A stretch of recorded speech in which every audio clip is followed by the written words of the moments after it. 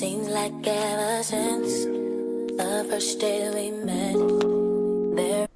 Hey, beautiful people, and welcome to the Beauty Hustle Podcast, where we educate and elevate in the beauty industry, but also having real and raw conversation. I'm your host, Beauty the Braid Boss, and today, y'all, we are going into the salon suite epidemic, because it is one, okay?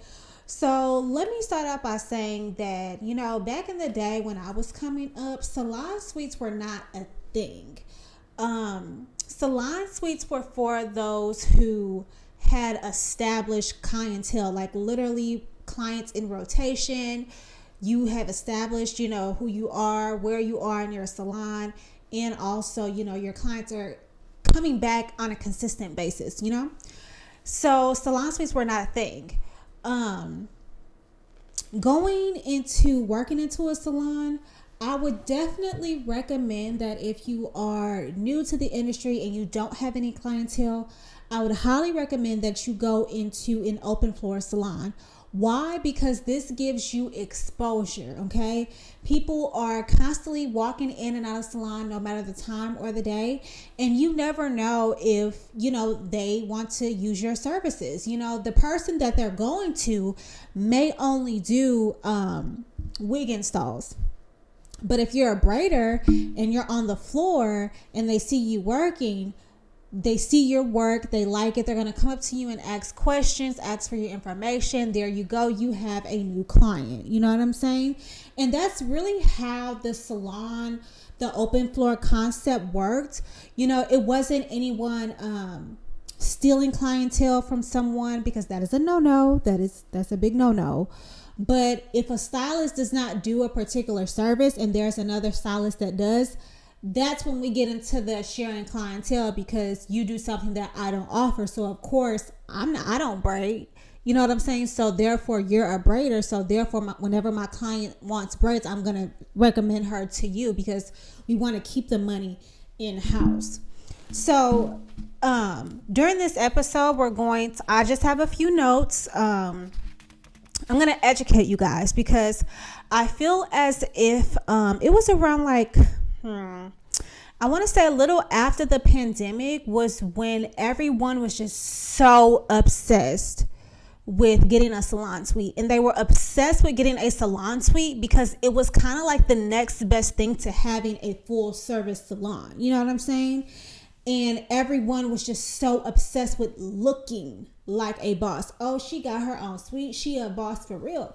But then the next thing you know, 2-3 months down the line, she's back at home because she couldn't afford the suite rent, because she didn't have any clientele. I'm all for stepping out on faith, guys, but we got to step out on faith the smart way, okay? If you are fresh, and you have no clientele, there's no reason why you should be getting a suite. There's no reason. No. That's not smart. Okay. You guys need to take a piece of humble pie and get all the exposure that you can get, which is what an open floor concept is. Okay. Now I get it. Y'all I don't want to work with people attitudes, but it's like, if you're coming to work for a job, none of that other stuff matters. Okay? You don't have to worry about your name being brought up in drama, because one, you're not going in conversations with people at work. You can be friendly, but you're not going into work giving personal details. You're not gossiping. You're not doing any of that. So if you're not doing any of that, then you don't have to worry about any drama involving you. Now, I personally have worked in salons where I always stay to myself. But that's because I'm an introvert. So I was never just out there just walking up to people, speaking to them. I don't care about your drama. I don't care about your personal life. I just don't care. And nobody knew about my personal life because it's none of their business.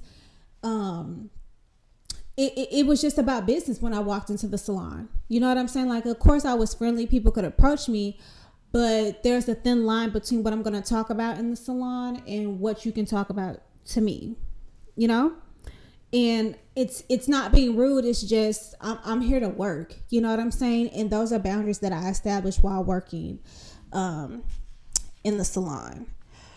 So we talked about having established clientele. Talked about that. Let's go into the pricing. And the reason why we're talking about this today is because I studied this business inside and out, and unfortunately, people are getting over on y'all. They are getting over on y'all because they know y'all are so thirsty to look like a boss. And y'all are willing to pay whatever the price is for you to appeal as if you're that boss when you're not, okay? And that's okay. You have to grow into that person. Don't think just because you're not in a salon suite that you're not as much of a boss as you think you are. You can be a boss like in an open floor concept. If you go to a salon and you see the older beauticians, y'all, they making more money than the people in the suites. And they in an open floor salon concept. Like, so none of that matters. That doesn't matter. So I need you guys to erase that out of your head. Okay. So the normal pricing for suites is between $150 to $300. Now we're going to break this down all the way down because it's a lot of people getting over on y'all. Let's talk about what a suite includes. Let's start there. So a suite is normally about 100 to 100 square feet-ish, between 100, 120, 120. Just depends on the square footage, the location, and all that good stuff. So that's the square footage, okay? When you're looking for a salon suite, the salon suite should come with the basic necessities for you to do what you do, okay? So for a hairstylist, you should have a chair, a station, a mirror, cabinetry, and now we have shampoo bowls inside of the salon suites. Now there are some salon suites that have a shareable shampoo area, which is totally fine. But for those who are more private and don't care to leave their suite, those are the things that you should look for: a station, a chair, a mirror, some type of cabinetry, and a shampoo bowl. If you do not have those basic necessities, sweetheart, that is not a salon suite. You are paying for a room with 4 walls. Okay? You are paying for a room with 4 walls. If you go to any corporate salon chain, they all have the necessities. Whether if you're doing makeup, hair, if you're an esthetician, you know, they have the basic necessities, and basically you just come in and make it your own. Unfortunately, because people know that you guys are so thirsty to look like a boss, they are literally just buying spaces and putting up walls, and that's it, and calling it a salon suite. And that's not what that is. You're paying for a room for 4 walls, and if that's the case, you might as well work from home. True tea. I'm just saying. The price range is between $150 and $300, depending on the location. I do know that there is like salons that are using like curtains and all that stuff. If you are there's no reason why you should be paying over $200 for a curtain.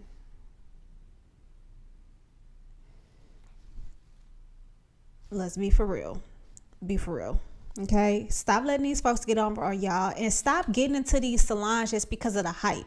Y'all gotta make it make sense, and this is why I'm here to educate you guys, so you guys know the business side of the beauty industry and doing hair or what have you. Okay, just know the location determines the price as well. So if you are in a prime area, just know the price is going to be a little pricey, but you know, scope the scenery, do your research, look at multiple locations. Okay.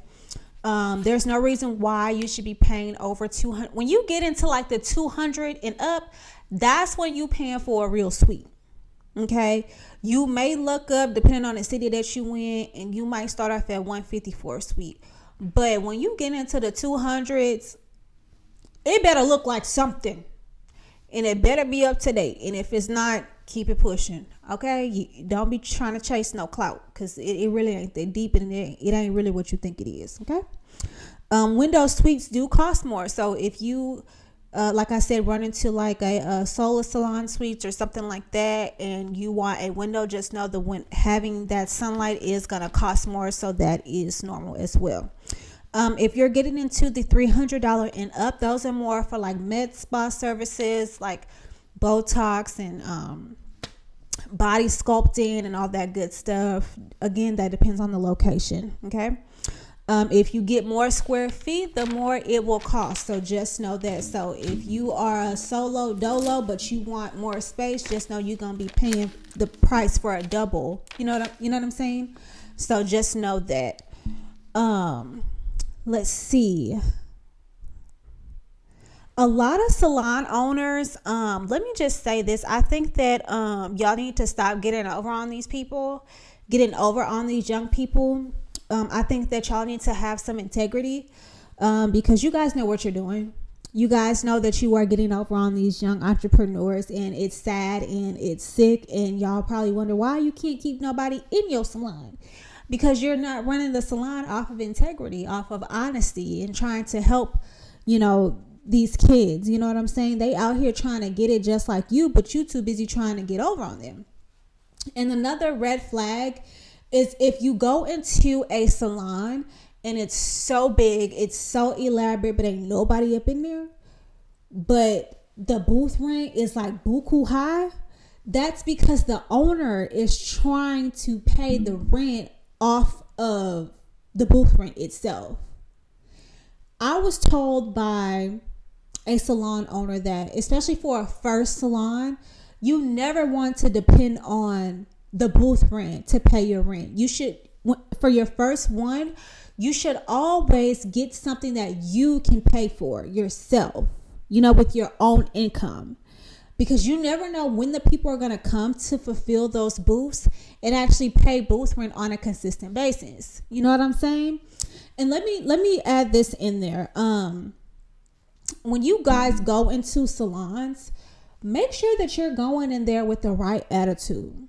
I think that salon owners need to conduct interviews, look at social media, look at all of that to make sure that that person is the best fit for their salon, because at the end of the day, it comes back to you. And the same thing with you guys that are wanting to work into salons. Look up the owner. Look at the decorum. Look how they carry themselves. You know what I'm saying? So it's kind of easy to tell how somebody is going to conduct business by how they present themselves on social media.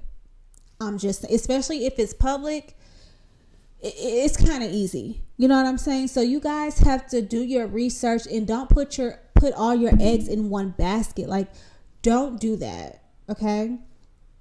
Now with the salon suites, I am going to do a breakdown. So y'all have to tune into part 2. And I'm going to show examples of exactly what a salon suite should look like, what you should run away from, red flags, green flags, all of that. I'm here to educate you guys so you guys can, when you know better, you do better. And when you do better, you'll be better. That is my motto. And I'm here to help you guys as much as I can. I don't like when people get over on people. It grinds my gears. And I hate that, these new business owners are just running game on y'all. They are running game on y'all's ignorance and lack of knowledge, and nobody else is educating you guys. And I think that it's crazy that you guys are so obsessed with just wanting to look like a boss when it's in here. It doesn't matter where you work. You can work from home. I currently work from home and I'm still booked. I'm still a boss. I work for myself. You know what I'm saying? So don't get caught up in what things look like. You know what I'm saying? Because you can be in a salon suite and have a piss poor attitude, don't have good customer service, and you not booked. That's not a boss. A boss handles business and handles business the right way. And I'm here to teach you guys about the business behind the beauty. Okay? So that is it for today's episode, guys. It was short, simple, straight to the point. It ain't that deep, y'all. I hope you learned something. Comment down below other topics that you guys want me to talk about and to educate you guys about, because I'm here for you. Okay? I'm here for you.